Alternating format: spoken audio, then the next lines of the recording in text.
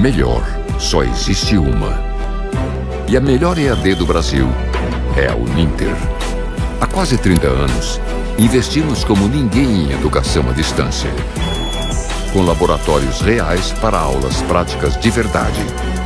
E uma inovadora plataforma digital para interação direta dos professores com os alunos.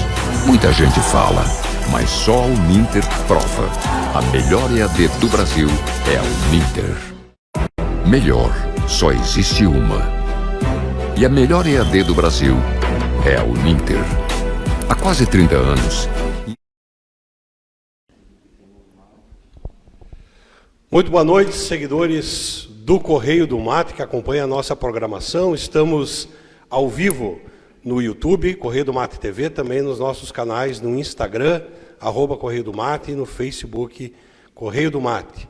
Hoje estreando o Debates Assise, uma programação que nós propomos à Associação Comercial e Industrial e Serviços de Espumoso, para estarmos aqui reunidos a cada 15 dias, trazendo pautas que envolvam e atendam a comunidade espumosense, estendendo também para a comunidade regional. Hoje a nossa pauta é o agronegócio, o cenário do agronegócio, que vem enfrentando aí uma crise gigantesca e que tem atingido, sim, também o município de Espumoso. Nós queremos agradecer o nosso apoiador especial aí, que entrou conosco, abraçou a causa já no início dessa programação, que é a Uninter. Você que quer fazer faculdade à distância, ou distância semipresencial ou presencial, você pode optar pela Uninter, diversos cursos de graduação e pós-graduação, e tem polo aqui na cidade de Espumoso. Abraço aí para Cris Fagundes, que mais uma vez vem parceira do Correio do Mate e agora também da Associação Comercial. Nossos convidados especiais nessa primeira oportunidade para falar do agro, o Fábio Secom, ele que é engenheiro agrônomo, empresário, e é o nosso secretário de Agricultura aqui em Espumoso. Também a Luísa Comim, que é produtora rural, terapeuta e, em especial, diretora de agronegócios da CISI. E o Henrique Kleber, que é engenheiro agrônomo, empresário e o presidente da CISI, que nos deu o ok aí, foi o homem responsável por autorizar todo esse debate. E quero iniciar dando boa noite para ti, Henrique, aí, para que a gente possa passar para o pessoal que nos acompanha e vai acompanhar, inclusive fica gravado aí nas nossas redes sociais, um pouco do que foi esse trabalho para chegarmos até esse primeiro programa aqui do Debates Assise. Boa noite. Boa noite. Perfeito, Gemerson. Obrigado pela introdução. Boa noite, Gemerson, Secom, Luísa e seguidores do Correio do Mate. Como o Gemerson comentou, estamos na primeira edição do Debates Assise. Isso é um programa que foi idealizado em conjunto com o Gemerson há umas 3 reuniões atrás. O que foi essa proposta? São debates positivos pertinentes a assuntos do nosso município, que a gente espera que traga alguma solução, ideia, planejamento, há pouco uma pauta, um projeto municipal, enfim. Hoje o tema é agronegócio. Nós temos uma agenda até o fim do ano, a cada 15 dias. Então, o Correio do Mate tem sido um parceiro para essa ideia. Vão ser convidados pessoas da diretoria da associação. A gente tem todos os segmentos, pessoas representando o poder público municipal, e alguns atuantes nesses segmentos também. Então esse projeto está iniciando hoje, é a estreia, né, é o test drive no número 1. Esperamos que tenhamos bons resultados, né, boa audiência, bons resultados, comentários positivos, e que a gente traga soluções para o nosso município ou alguma coisa melhor para a nossa cidade. Eu quero dizer para o pessoal que está conosco aqui nessa programação que a ideia de fazer ao vivo é para que você possa participar. Mande a sua mensagem, as mensagens que estarão sendo acompanhadas pelo Facebook, se você está acompanhando pelo Instagram ou pelo YouTube, tá? Você manda a sua mensagem no YouTube, no Facebook. E nós estaremos, obviamente, se for possível ler todas, dentro do possível, analisando então a proposta e as ideias dos que participam. Nós também queremos dar boa noite para a Luísa, né? A Luísa foi nossa convidada, diretora de agronegócio da CISI. Boa noite a todos, muito grata e honrada por esse convite. A expectativa é grande, né, desses debates, como o Henrique falou, positivos, onde nós, como diretoria, e aqui também o Correio do Mate, todos os apoiadores, a gente tem a intenção de trazer soluções, trazer conteúdos que possam agregar a todo o município, aos empresários, a todos envolvidos, a toda a comunidade, toda a nossa região. Hoje essa pauta é uma pauta que está afetando a todos, né, nesse momento, a toda a nossa região, uma pauta muito importante.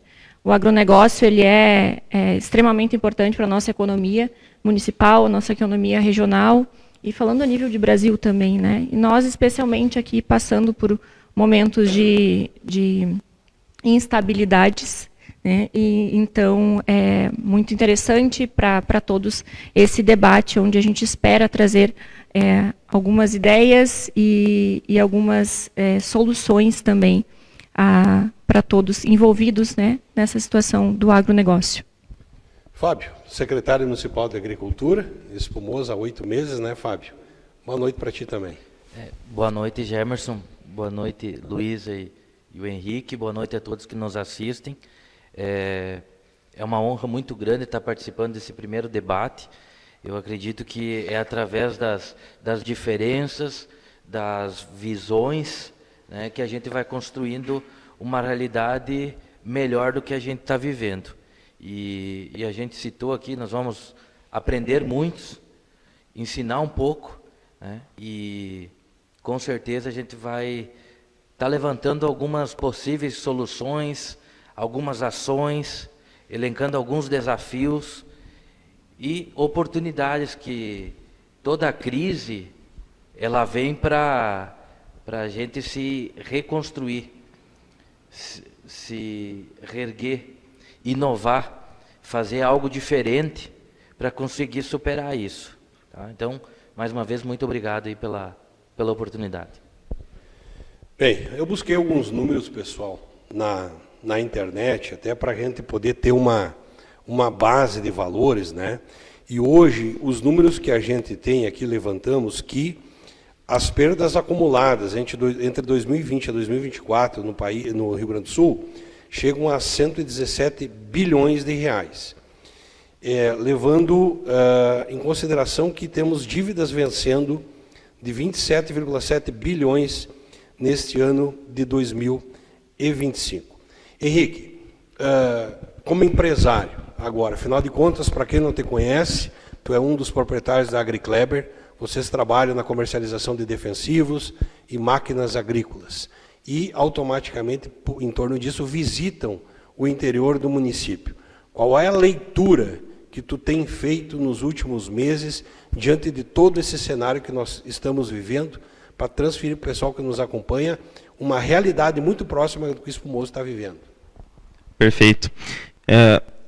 Espumoso a gente sempre comenta em vários momentos na CISI, em vários comunicados, que é uma cidade polo no segmento de fornecimento de insumos defensivos e maquinário para uma macro-região de cidades adjacentes. Então, quando existe uma crise, sente mais também todo esse segmento. A gente considera polos, né? Tá fazendo só um link antes de falar das perdas. Existe o polo Passo Fundo, existe o polo Carazinho, existe o polo Lajeado, região metropolitana, e Espumoso é uma cidade polo, onde aqui a gente encontra todas as concessionárias e várias empresas trabalhando com o fornecimento de defensivos para um grande número, pelo menos cada empresa atende no mínimo 10 cidades ao redor, sediadas aqui.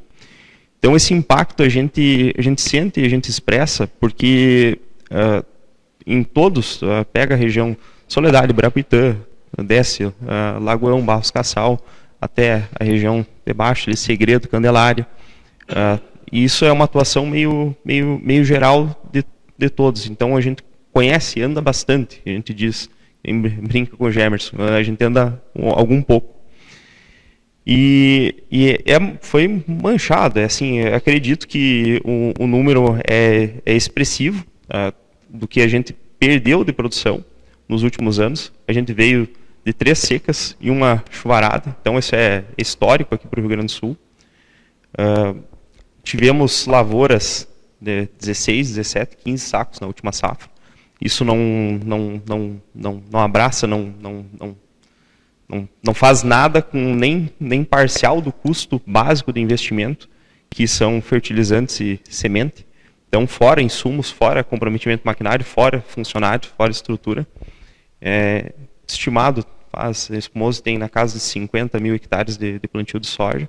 No mínimo 30 sacos por hectare foi perdido. Então, é longe o número, só em Espumoso.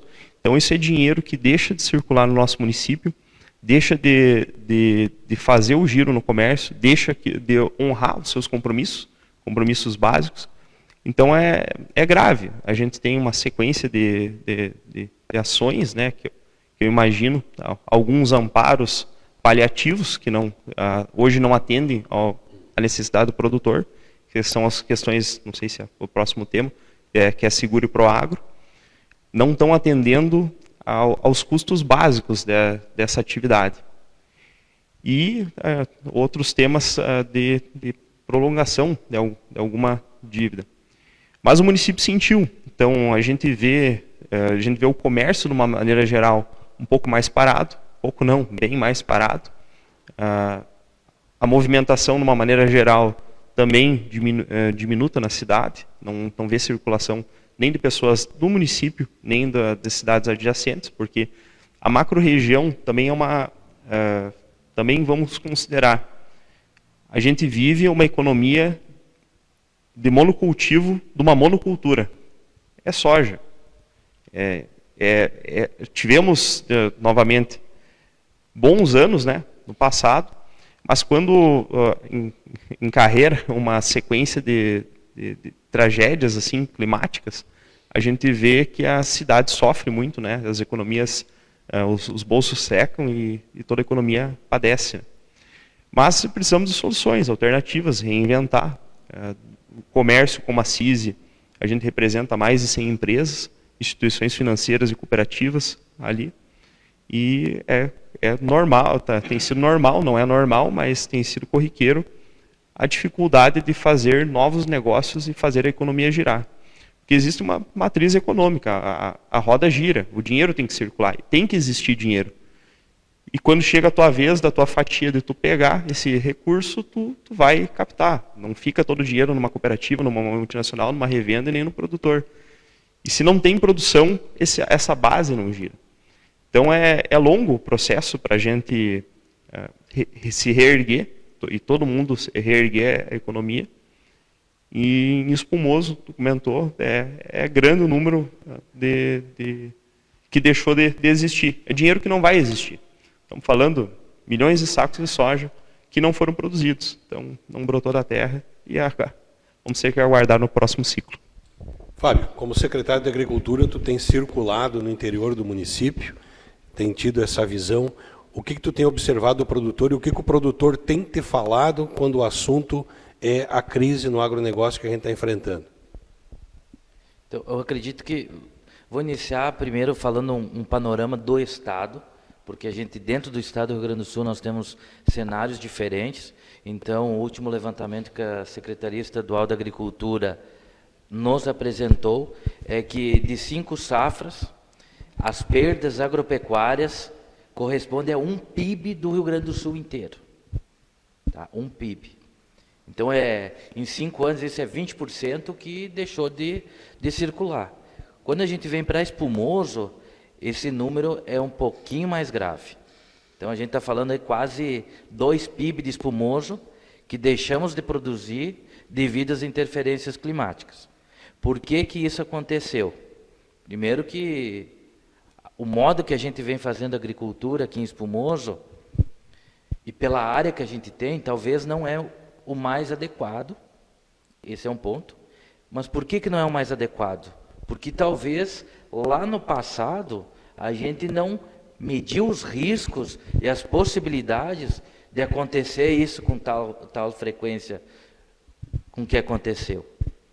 Então, o cenário de Espumoso, embora a gente tenha quase 55 mil hectares de área cultivada, o nosso PIB caiu muito, justamente, como o Henrique falou, pela dependência de uma única cultura, né?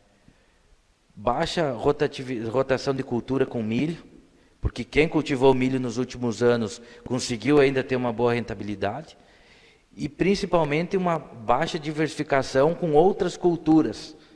Por exemplo, fruticultura, que tem regiões, agora migrando para outra região do Rio Grande do Sul, a região de Erechim, lá tem mais de 1.000 hectares de laranja. Eu tenho um colega que mora em Paim Filho, não sei se tem 10.000 hectares, tem 200 hectares de laranja. Esse meu colega, ele conseguiu produzir por hectare, com laranja, o equivalente a 1.000 sacas de soja, em anos de seca. Então, a gente precisa analisar o que está acontecendo hoje, e não podemos parar, porque parar talvez seja a pior das opções, talvez parar não seja uma opção, a gente precisa continuar, e por isso que a gente está pensando a longo prazo. A gente precisa entender o cenário como um todo, e como você citou, a gente tem rodado muito as comunidades, realizamos 14 reuniões pelo interior, dividimos o município em 14 regiões e reunimos as comunidades. E qual a percepção desses produtores? Nós identificamos que os produtores das comunidades onde tem um poder aquisitivo maior, eles estão muito mais pessimistas do que nas comunidades onde o poder aquisitivo é menor. E aí eu vou aproveitar a minha passagem que eu tive na Bahia, eu trabalhei 2 anos na Bahia. O povo da Bahia, o baiano mesmo, é um povo carente, pobre, que tem dificuldades, mas é um povo muito alegre e muito unido. Então eu vejo que aqui no nosso município, isso também está se destacando, porque as comunidades com maiores dificuldades têm se unido mais. E eu penso que a principal saída é a união, é o pensamento coletivo. A gente precisa debater mais, nós produtores, para encontrar soluções. E temos que agir naquilo que nós temos controle.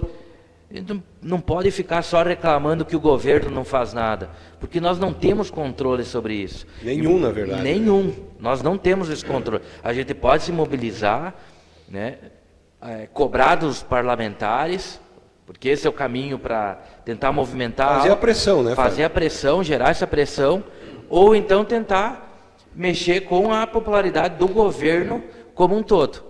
Que também é difícil porque é um estado isolado que está passando por uma dificuldade. Então, eu acredito que são nesses debates que a gente começa a construir algo novo. Luísa, eu queria a tua participação nessa conversa aqui.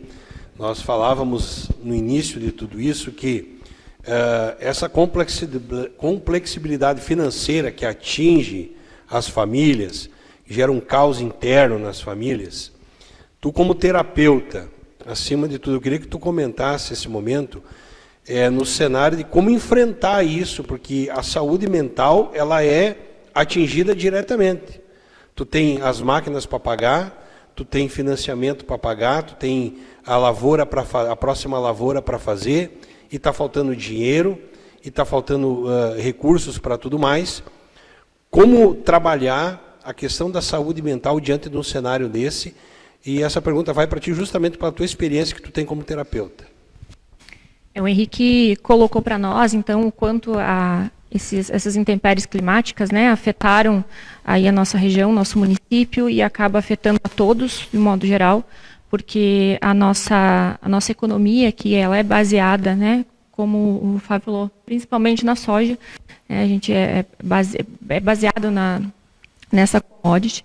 Então, o quanto afetou a todos, né, do comércio, todos os empresários, todas as pessoas, os trabalhadores, o quanto isso afeta no poder aquisitivo de todos.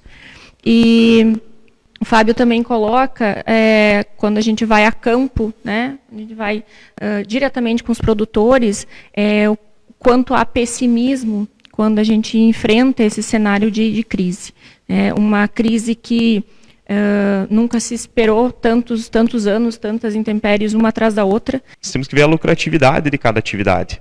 O Fábio comentou, de uma maneira excepcional, a cultura dos citros, né? Tem agora os percalços, agora do momento econômico, tarifas, incertezas, mas temos no nosso município cultivo de hortaliças, temos cultivo de noz no Nogueira, Coraza nas Campininhas, tem cultivos diversos de vários segmentos e de vários modelos, né, de gestão familiar. Eu acho que uma bacia que está sendo um ponto que tem sido muito atendido pelo Poder Público Municipal é a bacia leiteira. Foi dada uma atenção forte nisso aí. E é uma renda recorrente. Vamos fazer um gatilho de novo para a soja. Quando é que nós vamos ter a próxima receita de soja? Em abril do ano que vem. Então a gente está falando de um ano botando dinheiro, investindo recursos, botando capital, insumos numa indústria que é a céu aberto. Então tem esses riscos e tem que ser mensurados. Que porte de propriedade tu tem, quantas pessoas estão envolvidas na atividade. Envolvidas quero dizer, quantas pessoas dependem dessa atividade. Eu tenho 3, 4, 5 famílias dependendo de uma atividade, de uma propriedade. Às vezes não comporta, né? Às vezes não comporta aquela estrutura naquele modelo com essa lucratividade que nós estamos tendo nas culturas majoritárias da nossa cidade. Então tem que ser diversificado. Observar as fortalezas, como a Luísa comentou, de cada região, de cada aptidão, do que pode ser feito para... Tu tem que ter uma receita. A gente diz ali na nossa atividade, no nosso negócio, ou tu tem que ter um lucro por dia, ou tu tem que cortar uma despesa. Senão, se tu passar o ano sem ter uma receita nova e tu não baixar nenhum custo, tu está descapitalizando. Essa é a realidade. Isso é administração. Então a gente tem que ter a estrutura, os gargalos, os drenos, na verdade, de uma estrutura que quando a lucratividade era abundante, às vezes, hoje está tomando muito mais do que era perceptível naquele momento. Coisas que não eram dadas atenção. Então a gente tem entendimento, tem interesse, tem empreendimentos na nossa cidade que estão sendo voltados para a intensificação da pequena propriedade, investimentos municipais ali, o amparo que foi dado para a bacia leiteira, uma coisa incrível, né, Fábio? Tu acompanhou, fez vídeo, fez live, é um agradecimento só do pessoal, e tem que ser estimulado, é o pessoal que está tendo receita, tem dinheiro agora, está recebendo, um pouco mais, um pouco menos, conforme a estrutura, conforme o porte do seu tambo, mas é o pessoal que está recebendo. Enfim, de uma maneira geral, temos que diversificar. É necessário. O Gemerson viaja o estado, conhece vários locais. Correio do Mate, Arvorezinho, Lópolis, enfim. Uma potência. Essa região é uma potência. Desgaiando erva, vamos dizer assim, torrando e embalando. É uma potência estadual, essa região. Então, cada município tem que achar a sua fortaleza. Nós tivemos uma abundância, uma fortaleza enorme de 2005 até 2019. Né?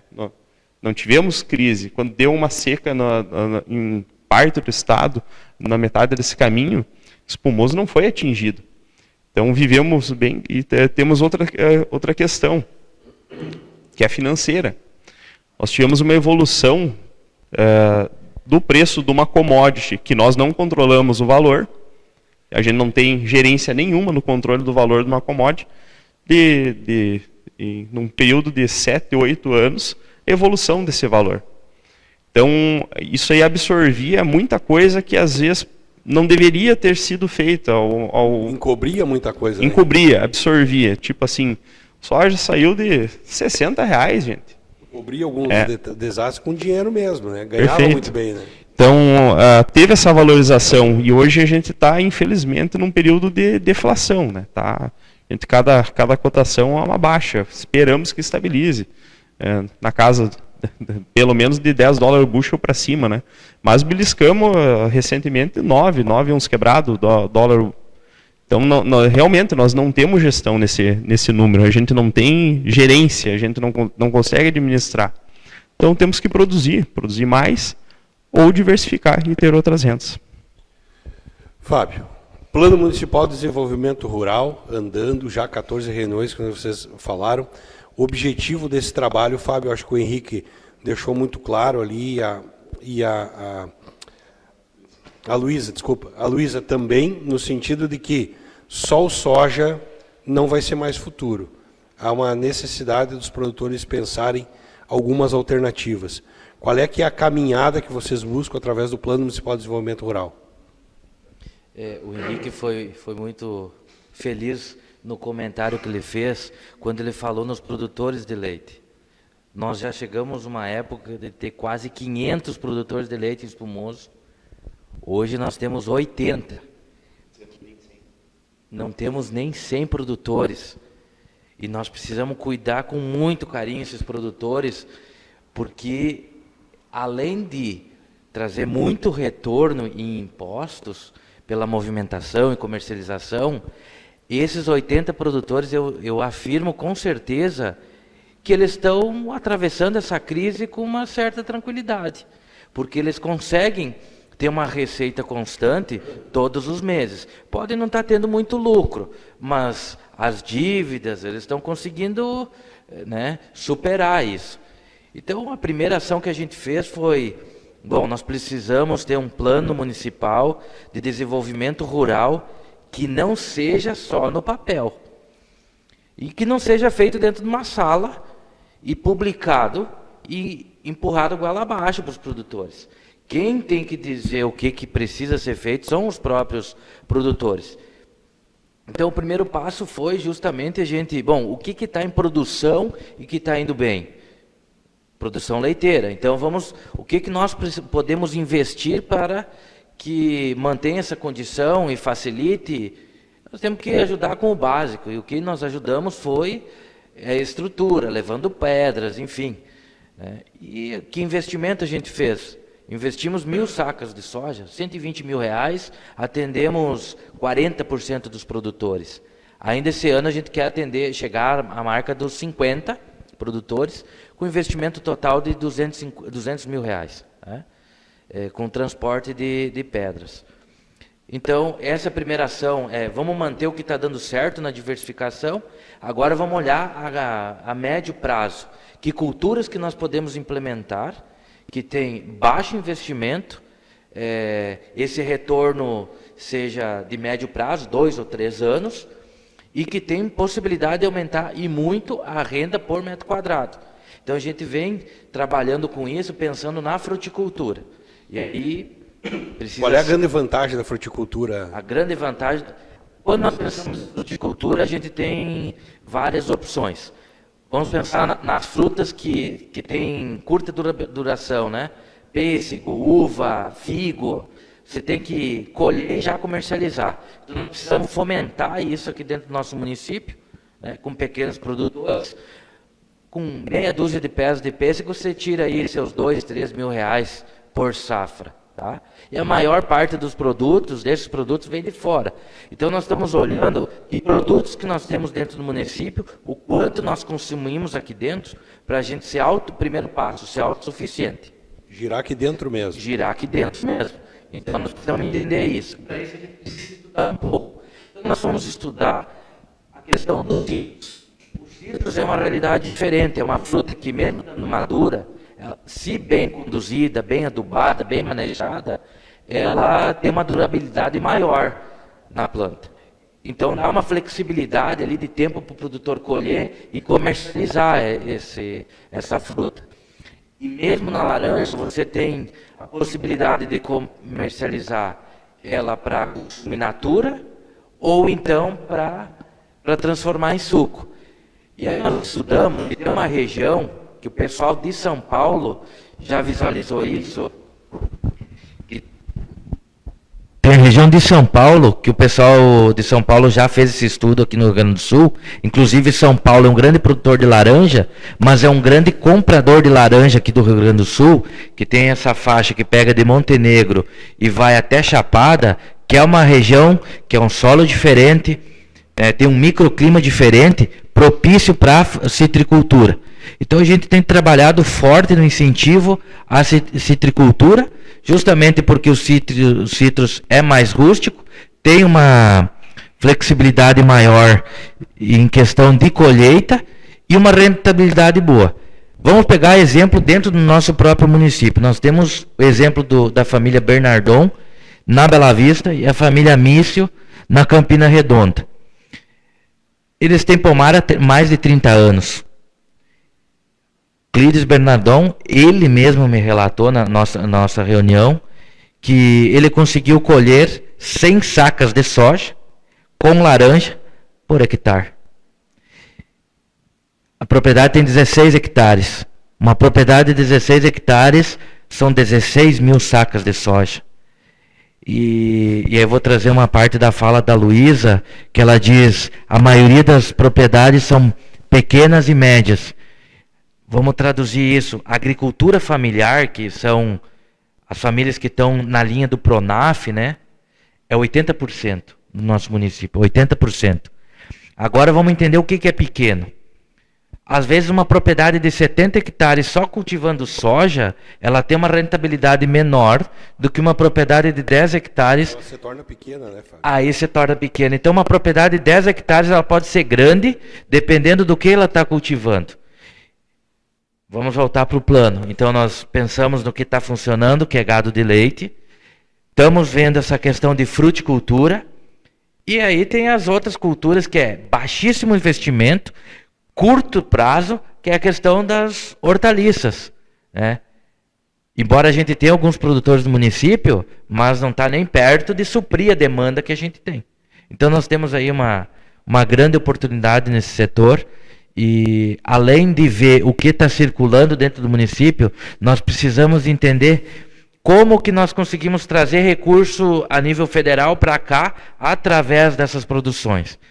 Então, esse ano, a gente conseguiu aprovar, criar o Conselho de Nutrição e Segurança Alimentar, onde abre a possibilidade de a gente conquistar pelo menos R$1 milhão por ano através da agricultura familiar.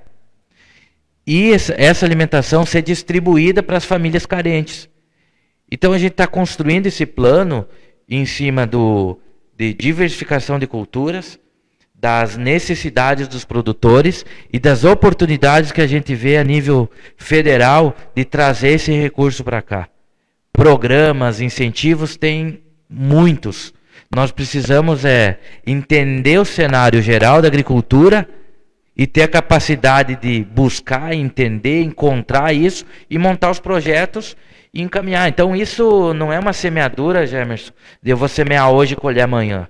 Tem todo um trabalho, são 8 meses trabalhando nisso. Precisa ser feito.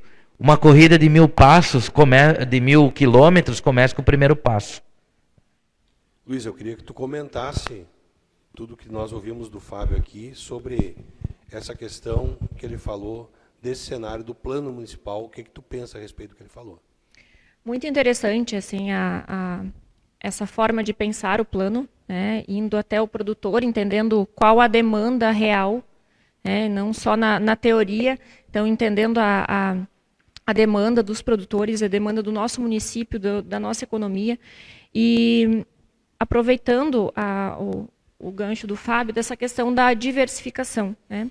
Tudo que foi citado aqui, citaram então as ervateiras, foi citada a cadeia leiteira, foi citada a parte de fruticultura, né, dos citros. Todos esses setores dentro essas culturas dentro da agricultura, do agronegócio, já passaram por crises, né? Eu lembro bem da crise da cadeia leiteira, né? Teve uma fase que quantos produtores... Bom, nós aqui no município de 500 foi para 80, né? A nossa propriedade foi uma das propriedades que tinham produção leiteira e hoje não tem mais há muito tempo, né? Então a gente vem de um histórico onde todas as culturas, né, passam por esses momentos de crise. As ervateiras, né? Lembra da crise que teve das ervateiras? Quantas ervateiras fecharam? Então, e hoje... Nesse momento, inclusive, voltaram a enfrentar a crise porque tem muito produto, as vendas estão caindo, tem muito produto e o preço do produto baixou e a mão de obra para retirar o produto está muito caro. Então, também não está vivendo um grande momento. Estamos debatendo isso, inclusive, naquela região. E quando a gente fala de agronegócio, nós estamos falando de uma empresa, de uma indústria a céu aberto. E também estamos falando de commodities, quando a gente fala de soja, né, de trigo, enfim. Estamos falando de commodities que, como o Henrique falou, a gente sofre a questão das cotações, a gente não tem como controlar isso. Então, é uma moeda, já, por exemplo, a soja, que é a nossa base aqui, é uma moeda e é um fator que não é controlável. Clima não é controlável, economia não é controlável, né? Então, o que eu faço no meio disso? Então, essa questão de a gente lembrar, quando a gente traz aqui soluções, então agora todo mundo vai ir para a cadeia leiteira, todo mundo vai plantar erva, todo mundo vai... Não é isso, é o contrário disso. É a gente olhar que dentro da nossa propriedade tem tantas possibilidades. E que bom que esse plano vai auxiliar os produtores nesse sentido, a gente conseguir, com auxílio também do poder público, né, olhar melhor para o nosso negócio e ter esse incentivo para essa diversificação. Então, o quanto eu estou deixando de ter mais rentabilidade dentro da minha propriedade, não importa se ela é pequena, média ou grande propriedade, falando em hectares aqui. Como disse, a questão, quando a gente vai para a lucratividade, para a questão econômica, aí depende. O nosso tamanho econômico não condiz com os hectares. Então, a importância de trazer essa diversificação é exatamente para isso, porque todas as cadeias, elas tiveram seus momentos de crise. Agora as ervateiras estão de novo, com essas situações, esses desafios. Então, é olhar para a minha propriedade, não colocar tudo no mesmo cesto, como a gente fala.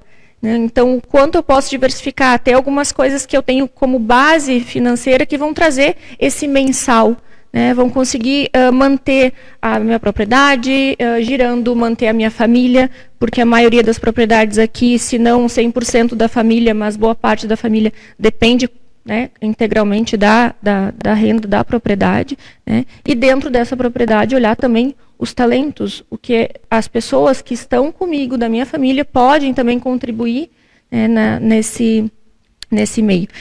Nós, por exemplo, agora citando nós como família, como propriedade, que eu acho que a gente trazendo exemplos auxilia. Vive isso todo dia, né? A gente vive isso todo dia. Então, o nosso negócio todo é baseado dentro da propriedade rural. E lá, o quanto a essa questão da diversificação auxilia nesse processo, a questão do trabalho, do conhecer a propriedade, do trabalho em família, o quanto isso é importante também dentro da propriedade. Citando nós, o nosso caso, é o que tem nos fortalecido e o que tem auxiliado. Então, a gente usar não só as possibilidades da propriedade, mas sim também dos talentos que nós temos como pessoas dentro das famílias. Nós, na propriedade rural, a gente trabalha com as monoculturas, claro, a gente vem com outras também opções dentro do agro, da parte agropecuária, e também a gente traz o turismo rural dentro da propriedade. Que é algo também que eu vejo como uma possibilidade muito grande para o nosso município, essa parte do turismo. Eu sou uma entusiasta do turismo rural, porque nossas propriedades são lindas, nossos recursos naturais são maravilhosos, quanto a gente tem para oferecer dentro das propriedades. Então, também um nicho que a gente pode olhar... E é um dinheiro que vai para a família rural, que muitas vezes vem de gente que não tem nada a ver com o meio rural, um dinheiro novo, né, Luísa? Um dinheiro novo, que circula. Eu cito lá, eu sou proprietária da Vila Casulo. Eu, como terapeuta, tenho esse espaço, é um espaço de desenvolvimento humano que fica na propriedade. Então, a gente usando todos os recursos, tanto humanos, quanto a talentos, quanto os recursos da propriedade para trazer inovação. E esse nicho da propriedade é o que traz, muitas vezes, dinheiro de fora, que não tem nada a ver diretamente com o agronegócio. Então, o quanto é importante a gente olhar para tudo isso e diversificar. Não colocar tudo no mesmo cesto. Não vamos todo mundo migrar agora para o que está dando certo no momento, porque a crise vem também para todos os setores, para todos os nichos, não interessa. E o quanto é importante a gente olhar para isso e construir alternativas nesse momento para agregar, né? Não só nesse momento de crise, mas depois, dentro da propriedade. Nós queremos agradecer mais uma vez a Uninter, né, que é a nossa parceira. A Uninter, nossa primeira parceira, na verdade, a gente está aberto a mais parceiras, né, mas a Uninter tem toda essa questão que envolve a educação, ensino superior, né, EAD, que eu acho que é uma coisa que veio para ficar. Vários cursos entregam com muita qualidade. Então, se você está pensando, pense em Uninter. Como é que é, Ricardo? Deixa eu ver. Tá? Nós temos aqui o Daniel Santos, que é o nosso diretor-geral, né? Ele mandou aqui uma questão: o quanto o estilo de vida impacta o orçamento das famílias? Isso, em momento de crise, precisam ser repensados. Acho que todos vocês podem comentar sobre isso. Eu vou pedir para que o Henrique faça isso. Vamos responder essa pergunta do Daniel. Eu quero que depois também tu comente sobre a questão do plano municipal aqui, que o Fábio colocou. Mas a questão, Henrique, tu é um cara, vamos dizer assim, bastante ligado a essa questão financeira, né? Você trabalha muito isso na empresa de vocês. Tu comentaste comigo outro dia, uma empresa enxuta, né? Sólida, e que talvez esse cenário está fazendo que vocês se mantenham diante de uma crise como essa. Mas o que o Daniel quer dizer é o seguinte: o estilo de vida é você viver num estilo de vida gastando menos para passar melhor pelas crises, ou o pessoal, de certa forma, na onda de quando a soja estava lá em cima e ganhou muito dinheiro, mudou demais o estilo de vida e agora está enfrentando uma dificuldade grande para passar por esse momento. Vou alterar, vou responder primeiro o Fábio ali e depois eu dar sequência nisso. A gente vê aqui na nossa cidade questão de hortaliças, questão de hortifruti, as culturas perenes que vão permanecer na propriedade por mais de 30 anos, como tu comentou. A gente tem aqui na nossa cidade, na nossa essência, cooperativas que já poderiam fazer a absorção disso aí. Hoje a gente conversa, todo mundo faz contato com o pessoal de mercados, de fruteiras, enfim, e se fala em Ceasa. E o que existe uma questão, é óbvio, ninguém vai contra o recurso, contra o dinheiro e contra a otimização, mas que lá encontra-se todos os itens que são necessários para repor a gôndola de hortifruti. Então, nisso aí a gente tem que... É possível, é necessário. Tu fez projetos, fez menção de projetos para o pessoal da educação municipal, a educação estadual, pessoal do ensino fundamental, ensino médio. Olha a capacidade de absorção dessa produção de frutas aqui na nossa cidade. Então, ali já mataria uma boa parte, já absorveria uma boa parte disso aí. Num projeto que a gente, em alguns momentos, já comentou, cooperativa, Cotriel, tem um projeto robusto e forte de expansão, principalmente na rede de varejo supermercado. Estão buscando essas alternativas fora em função de não ter oferta? Eu acredito que sim, uma boa parte... Pode ser um excelente comprador de tudo isso, né, Henrique? Isso, perfeito. Então, são políticas municipais, contratos de fornecimento, qualidade é o básico, né? Porque a gente se queixa, não dá para se queixar de um produto melhor e mais barato entrando na cidade, né? Também tem esse ponto, né? Então, qualidade e uniformidade, a gente não vai querer uma fruta podre, a gente não vai querer uma hortaliça que tomou geado, tomou pedra, os bichos comeram, enfim. Então, tem que ter um padrão de qualidade para ser absorvido. E a gente tem potencialidade para isso acontecer na nossa cidade. Moço tem pouco mais de 15 mil habitantes e atende uma micro-região ali de pelo menos mais 4, 5 municípios que tornaram o Espumoso referência comercial no mercado, saúde, outro segmento, na parte dos insumos também. Então, acho que é um link ali do que deve estar bom na propriedade, que é o tambo, né? Eu acho que está melhor do que já teve em outros momentos, e é o que está sustentando. Pode dizer, a lucratividade da lavoura, ela é necessária. Se tu tiver uma cultura, tu tem uma fonte de lucro. Se tu tiver 2 culturas, 2. A gente vê intensificação, até 2,5, não 3 cultivos num período de 365 dias. Existem culturas intercalares que são 3 possibilidades de receita, não garante que vai dar lucro, mas são 3 possibilidades de ter receita. Nos momentos que a gente anda nas propriedades, me chamou a atenção semana passada, um relato de 2 produtores, não se combinaram. Vamos retomar um confinamento. Estamos organizando um pequeno confinamento na nossa propriedade para manter a gurizada aqui, para trabalhar, para ter receita e para ter uma opção, né? Novamente, não é certeza de que vai dar certo, mas é uma chance a mais disso aí. A questão, o Daniel fez a pergunta sobre essa questão da importância do estilo de vida. Se de repente o pessoal em épocas muito gordas ali, de altos faturamentos, de repente não elevou demais o estilo de vida e que, de repente, isso não é uma coisa a ser repensada na propriedade rural. Perfeito. Assim, Deus queira que a gente tenha novamente safras recordes, boa produção acima de 80, soja acima de 150, mas, de novo, são fatores incontroláveis.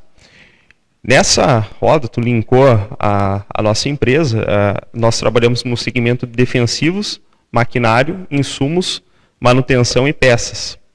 Assim, diretamente na veia o sentimento do que está acontecendo na propriedade, o que está a dificuldade de giro dos recursos.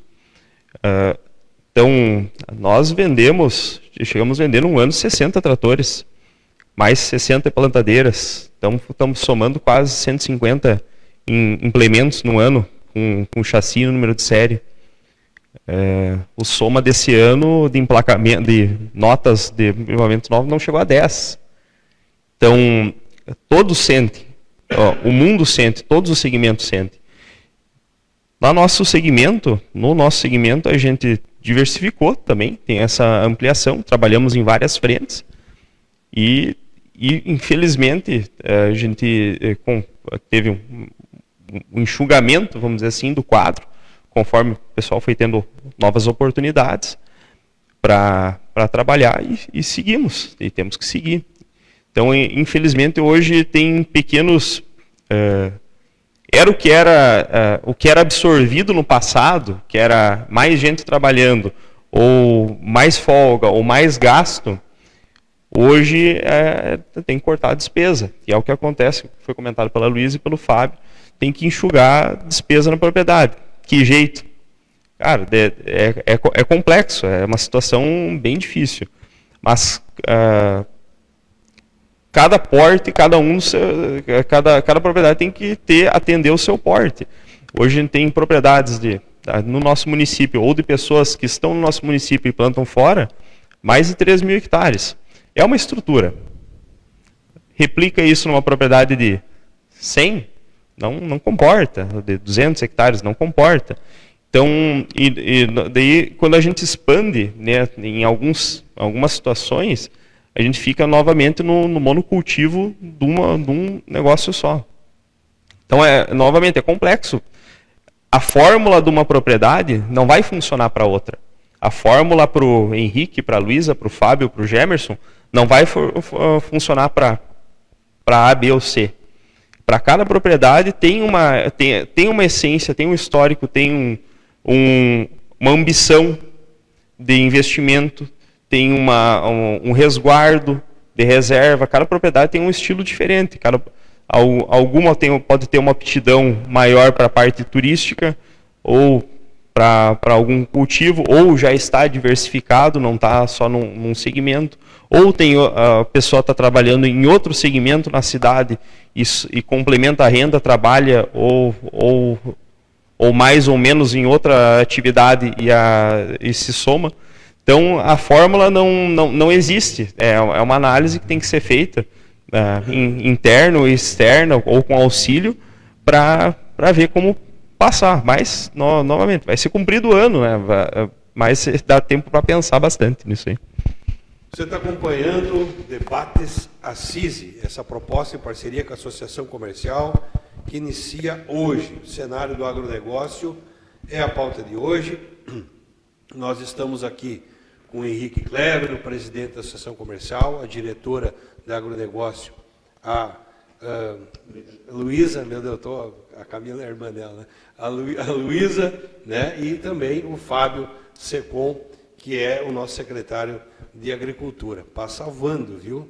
Eu queria que tu passasse o microfone para a Luísa, para ela fazer as considerações finais. Eu queria que tu ampliasse um pouquinho do comentário do que a gente está falando aqui, mas, mais uma vez, também vendesse a tua sementinha de trabalho lá, Luísa, e que tu complementasse com o grande desafio que tu enxerga na participação da mulher no cenário rural, né? Afinal de contas, as mulheres, elas, inclusive, têm ampliado muito a presença nesse cenário, tanto é os grupos que surgiram por aí, Mulheres do Agro e Companhia Limitada, né? Só que tu vem de uma família bem feminina, né?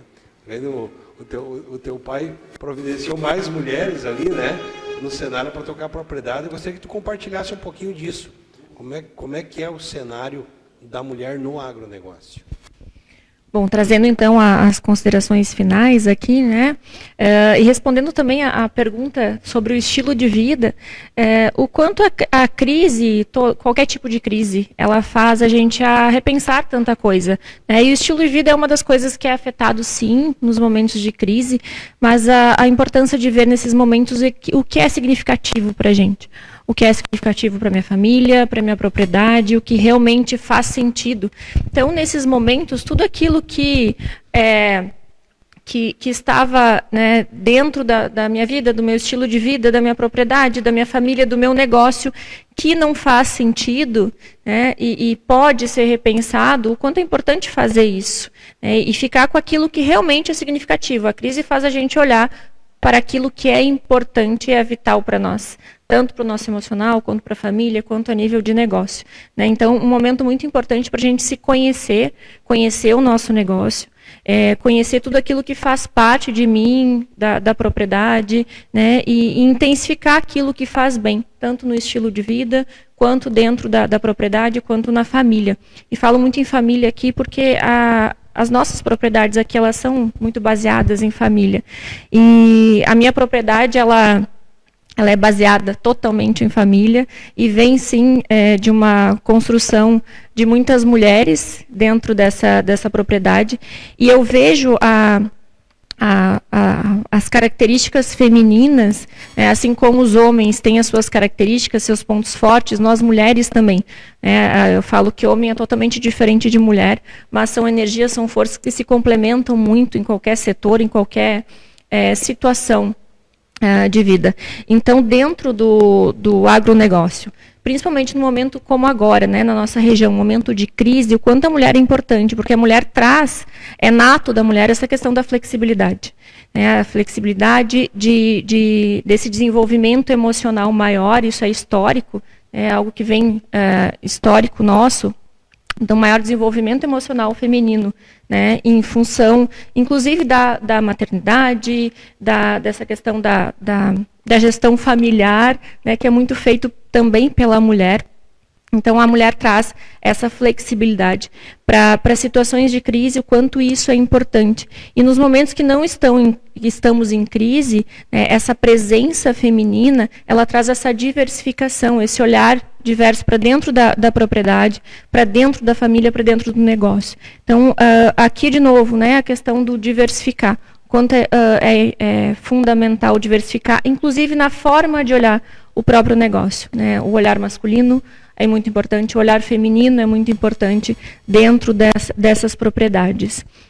Luísa, turismo vai ser uma pauta que nós vamos trabalhar específico aqui e vou te convidar de novo, tá? Acho que tem uma contribuição bem grande com essa questão do turismo rural, que talvez seja realmente um grande potencial que a gente tem e ainda não descobriu na totalidade, e já estou te estendendo esse convite que quando nós for debater turismo aqui, tu vai vir aqui para... Já está aceito. Para dar um desenho do que tu tem colhido, porque na verdade o turismo real, na tua situação, já é uma realidade. Já é uma realidade. Eu sou apaixonada pela nossa região, nosso município, nossa região. Eu sempre, quando eu ando por aqui, eu sempre olho e agradeço por morar aqui. Eu sou muito apaixonada pela nossa região. Eu acho uma região maravilhosa, com tantos recursos. Então, a gente tem muito a explorar, né? Olhem para suas propriedades com mais carinho, olhem com uma visão mais ampliada de tudo que é possível dentro da propriedade, né? Porque a gente tem muita coisa boa para explorar aqui, tanto cultural, né, quanto a nível de recursos naturais. A nossa região é fantástica. Eu quero fazer uma consideração aqui. O Arthur Moreto Zufo botou parabéns pela iniciativa. E, Arthur, é o seguinte, eu vou te convocar, tá? Uma das pautas que nós vamos estar abordando aqui é o plano diretor, desenvolvimento aí da questão do plano diretor aqui na cidade. E eu acho que tu tem muito a contribuir, tanto tu quanto teu irmão, né? Vocês são empreendedores desse cenário e acho que é uma pauta que vocês vão poder colaborar bastante. Antes de tu finalizar, Henrique... Quero fazer um gancho. Pode aproveitar. Perfeito. Só um gancho de crises. Quais são as crises? A gente está falando de uma crise de seca, estiagem. Existe crise de seca, existe crise de chuvarada, existe a crise de uma tormenta de pedra, de um falecimento, existe a crise de um golpe, existe a crise de uma falência, de uma cooperativa, de uma cerealista, que não é a realidade do nosso município. Para quem anda no estado, existem crises absurdamente grandes em função desses fatores de terceiras pessoas, né, que não envolvem diretamente a propriedade e a tua exploração. Então, tem ali da Serra, do Vale do Taquari, aquilo ali é uma crise sem precedentes. Quando vai recuperar essa propriedade? Quando vão se reerguer? Que força vai ter que ter a nível do Estado? Então, eu acredito que assim, tudo existe uma superação, um ajuste, tem que estar preparado preferencialmente, né? Mas tem coisas que não existe gerência, mas tudo que for possível ser feito, tu tem que tentar administrar, planejar, evitar suceder familiarmente, que hoje todo mundo sabe os custos tributários de alguma ausência, que é uma coisa que pode ser protegida, a legislação protege disso aí. Então, só fazer essa complementação no que a Luiz estava falando do amparo para as crises, de adaptação, aceitação e resolução, né, de cada uma delas.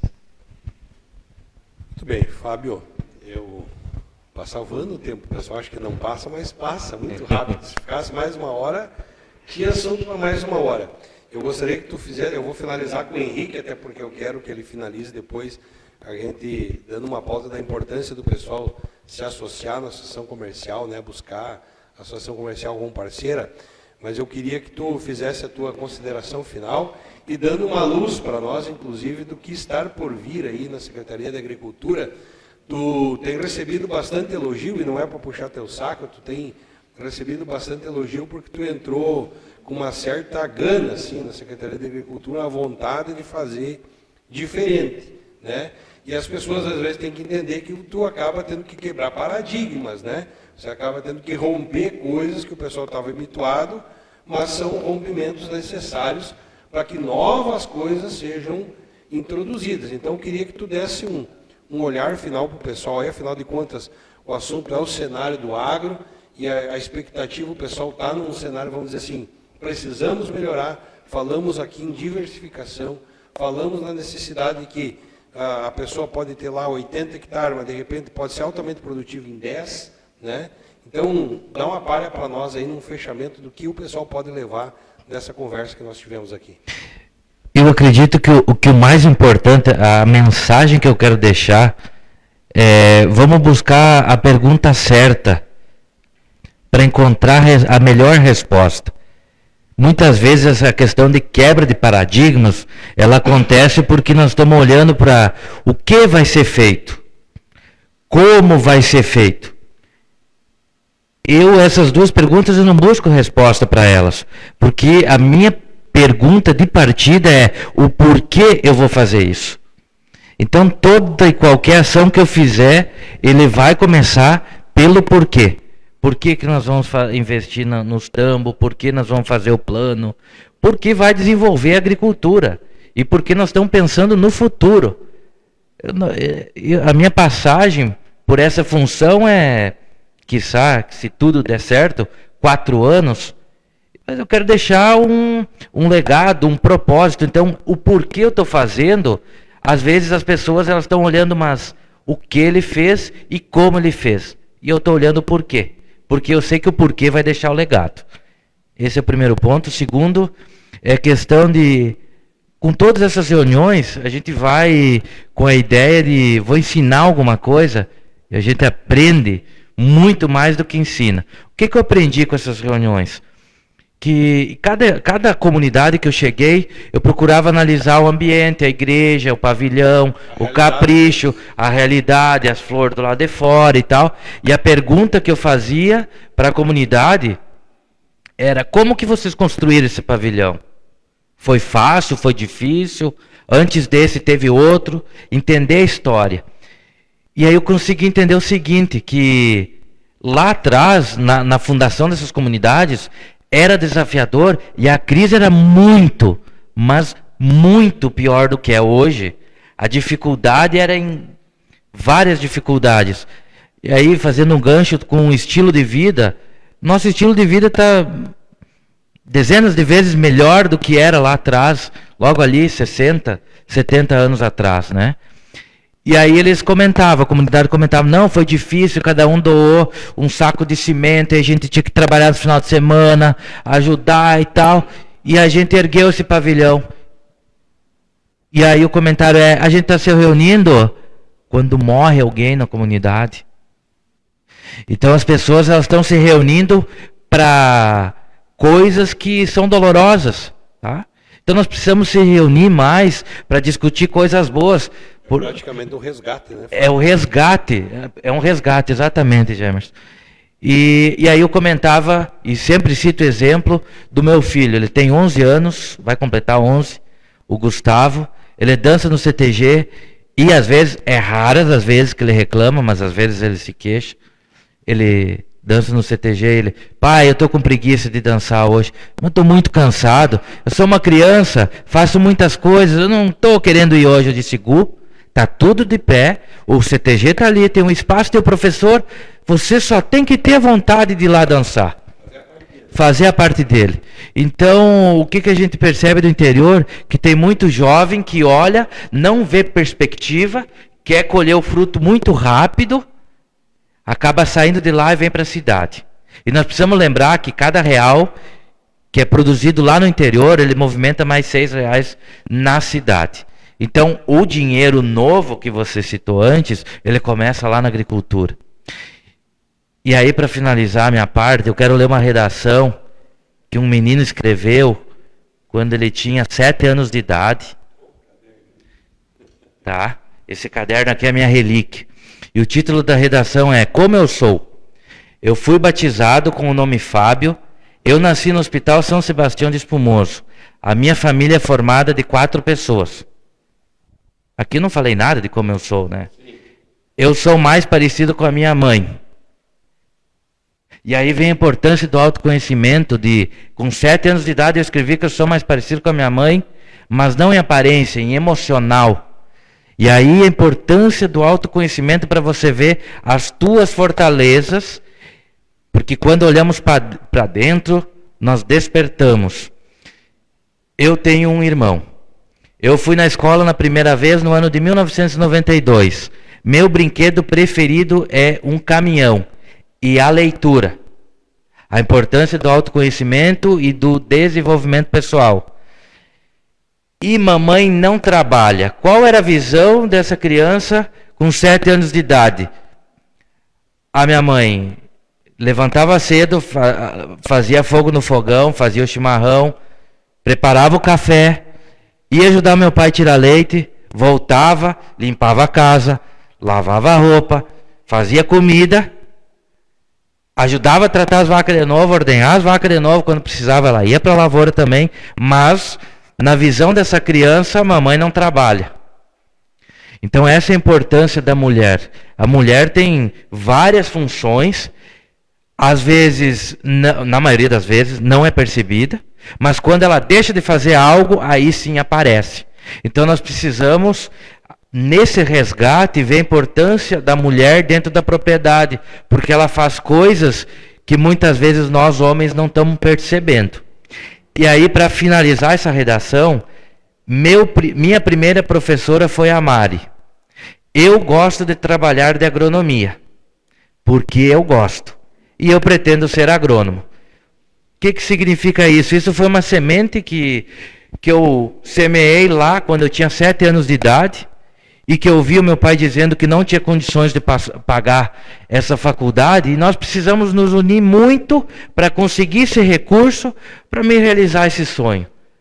Então nós precisamos semear agora no presente para construir um futuro e colher bons frutos lá no futuro. E para isso precisa persistência, precisa união, o entendimento entre a família, para que todo mundo caminhe para o mesmo objetivo.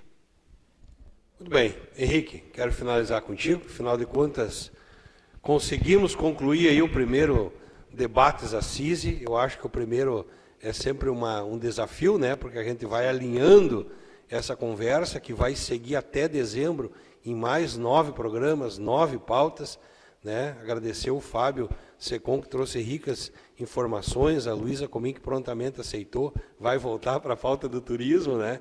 Eu queria tuas considerações finais, como participante desse debate, tu é engenheiro agrônomo e empresário do ramo, mas, acima de tudo, presidente da Associação Comercial, e a importância, né, Henrique, do pessoal, os empresários, e agora também tem a pauta para os MEIs, né, se associarem na CISI, fortalecer a CISI, uma CISI forte, é um debate mais forte, é um comércio mais forte, uma indústria mais forte.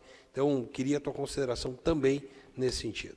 Perfeito, acho que foi uma conversa bem produtiva, uma troca de informações bem rica para quem está acompanhando ou quem vai assistir depois. Tenho a agradecer ao Gemerson pela parceria na idealização desse pequeno momento que vai acontecer até o fim do ano. Temos pautas bacanas, a ideia é dar sequência e, como já foi comentado, ter sempre alguém representando a administração municipal, alguém da diretoria e mais pessoas da comunidade. Então vão estar sendo feitos convites e vai estar sendo feito esse modelo de condução. A CISI hoje tem mais de 100 associados, dentre eles todas as cooperativas, empresas e instituições financeiras aqui no nosso município, e começamos um projeto com os MEIs nesse ano. Então tivemos a nossa primeira MEI associada em função do uso de algum produto ou serviço. Mas são importantes ressaltar, eu acho que principal, a gente tem o sistema de produção de crédito, SPC, tem vários serviços ali prestados pelas secretárias da associação. Realizamos eventos, cursos, palestras, treinamentos, alguns abertos para o público geral, alguns exclusivos para os associados. Vários descontos no comércio, está sendo feito uma sequência de parcerias e vários descontos que vão estar sendo divulgados a partir do próximo mês. Então é importante, é a maneira do associativismo, de ter uma representação, de ter alguém para brigar, defender. Temos uma diretoria com mais de 10 pessoas participando. A Luísa é a nossa vice do agro. Então, e é um ponto de encontro também. A gente faz uma reunião, são vários temas.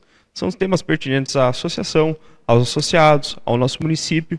Nossas experiências, né? Muito entre os associados. Né? E nisso aí entra os debates. A gente conversa, abre, é uma troca de ideias e informações, conectando, às vezes, pessoas de vários segmentos que o anseio é o mesmo.